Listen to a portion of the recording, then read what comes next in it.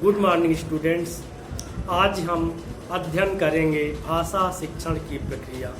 भाषा शिक्षण की प्रक्रिया में हम यह जानेंगे कि कोई व्यक्ति या बच्चा भाषा को कैसे सीखता है।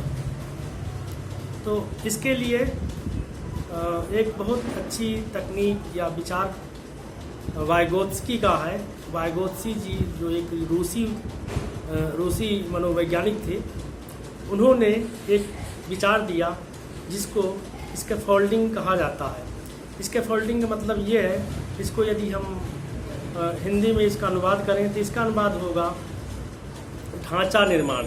तो बच्चे को पहले एक ढांचा या सांचा बनाया जाता है सिखाने के लिए, उसके बाद फिर धीरे धीरे सांचे को तोड़ दिया जाता है। जैसे हम किसी चीज़ को मिट्टी का बनाते हैं, मिट्टी के बर्तन बनाने के लिए या किसी चीज़ बनाने के लिए पहले सांचे का इस्तेमाल करते हैं, और जब वो पूरा निर्माण प्रक्रिया उसकी पूरी हो जाती है तो सांचे को हटा लेते हैं। इसी प्रकार स्कैफोल्डिंग की विचारधारा दिया है महान मनोवैज्ञानिक वाइगोत्स्की ने।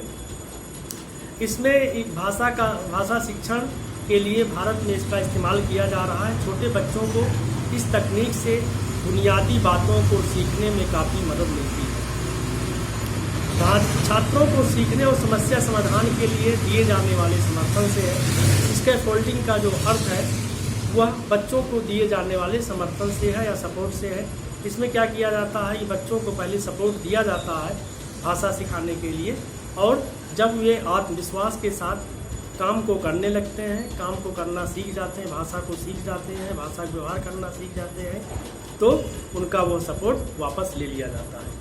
यह समर्थन कई रूपों में हो सकता है। जैसे यह समर्थन संकेतों के रूप में होता है, याद दिलाने वाले उपायों के रूप में हो सकता है, शाबाशी के रूप में हो सकता है, समस्या को छोटे छोटे टुकड़ों में बांट करके सिखाने से हो सकता है। मतलब समस्या को छोटे छोटे स्टेप में हम बांट देते हैं, टुकड़ों में बांट देते हैं, फिर बच्चों को उसका समाधान करना सिखाते हैं, जिससे बच्चों को अपने आप या स्वतंत्र रूप से सीखने का मौका मिल सके। इन विभिन्न रूपों में इसकी यह प्रक्रिया चल सकती है। अब स्कैफोल्डिंग का व्यवहारिक उदाहरण क्या है। स्कैफोल्डिंग एक प्रकार की शिक्षण प्रक्रिया है जिसमें बच्चों को दिए जाने वाले निर्देश की मात्रा तथा स्वरूप उसके विकास के स्तर के अनुरूप होता है। मतलब बच्चों को हमें कितना निर्देश देना है, उसकी मात्रा क्या होनी चाहिए और उसका क्या स्वरूप होना चाहिए, इसका जो निर्धारण है वह उनके विकास के स्तर के आधार पर है कि कितना उन्होंने विकास कर लिया है। उसके आधार पर उनको हम की सहायता दे सकते हैं या सहायता बंद कर सकते हैं। बच्चों को दिया जाने वाला समर्थन या सहयोग तब वापस ले लिया जाता है जब बच्चा स्वतंत्र रूप से किसी काम को करने में लग जाता है।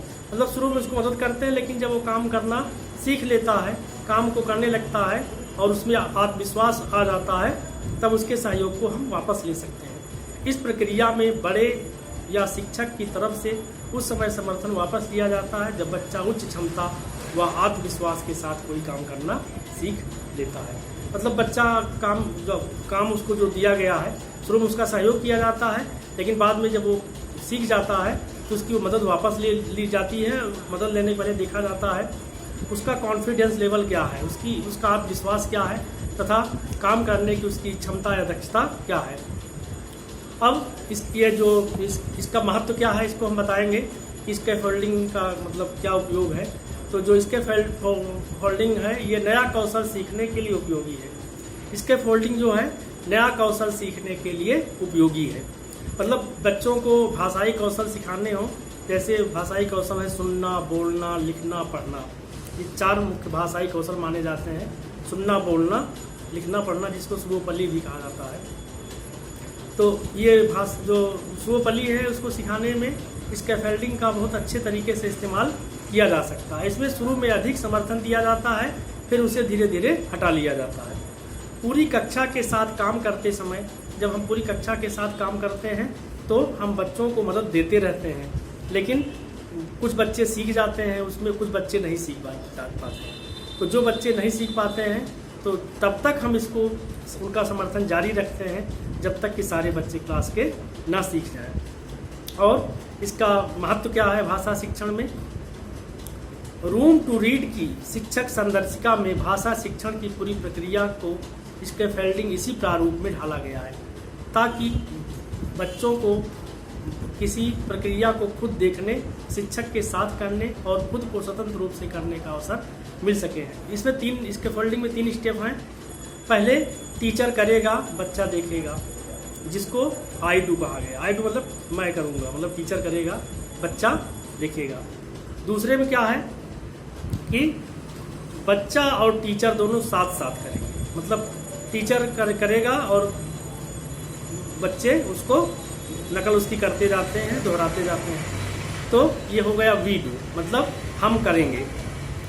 फिर तीसरा